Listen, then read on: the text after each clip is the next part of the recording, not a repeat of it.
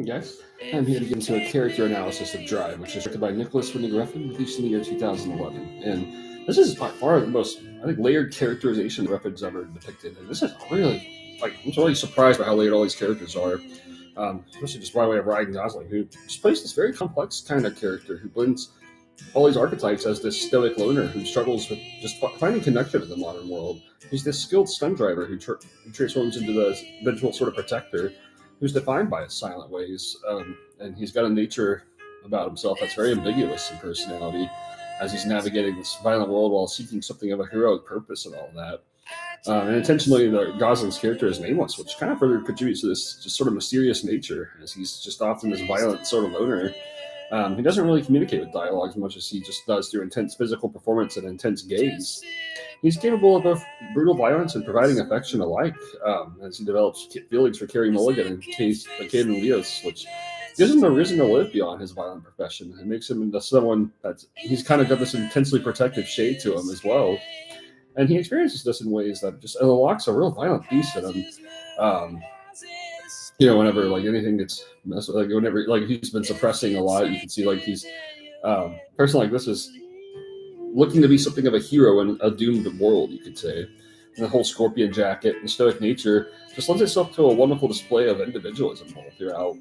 It's a really original sort of character from start to finish. And Carrie Mulligan's a single mother who embodies sort of a quiet strength and dignity despite difficult circumstances. She has this warmth and inner strength about her by way of subtlety and the way she gazes and smiles. She's a fantastic portrayal of a woman holding her own within this dangerous environment. And she reminds me a lot of Gosling in how she communicates kind of better through actions rather than through words.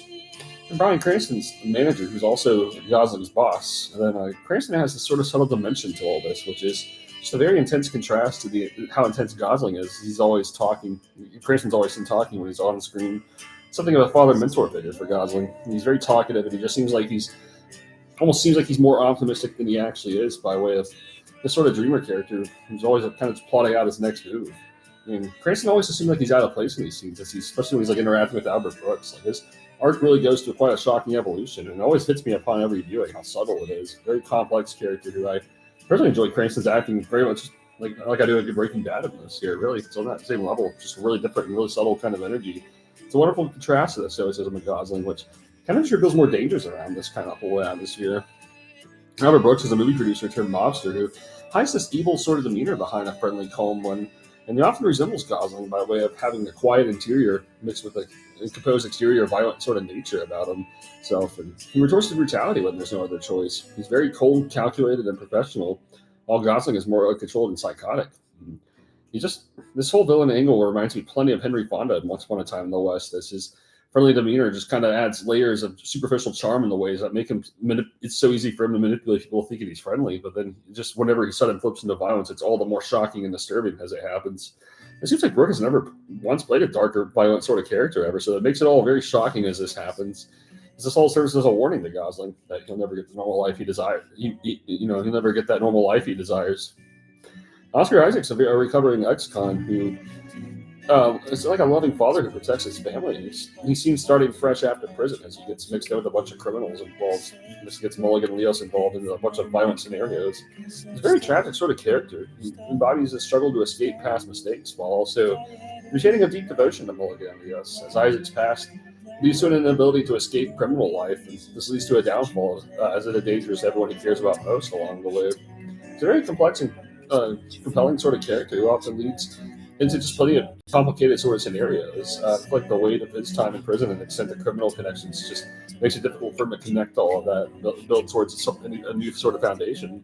Christina Hendricks is a minor character who really stands out as such a vulnerable, desperate sort of character seeking a new beginning.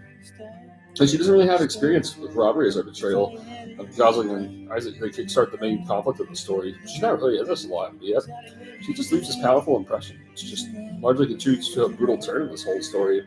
You have Ron Perlman, who's a real insecure mobster character who's generally portrayed as very over-the-top sort of way, very quick to anger and prone to violent outbursts. Seems ambitious, but yet he lacks the strategic means to execute. He's a loud, tough guy, basically, who just loves kind of just craving on that status. Yeah, this is just original character piece.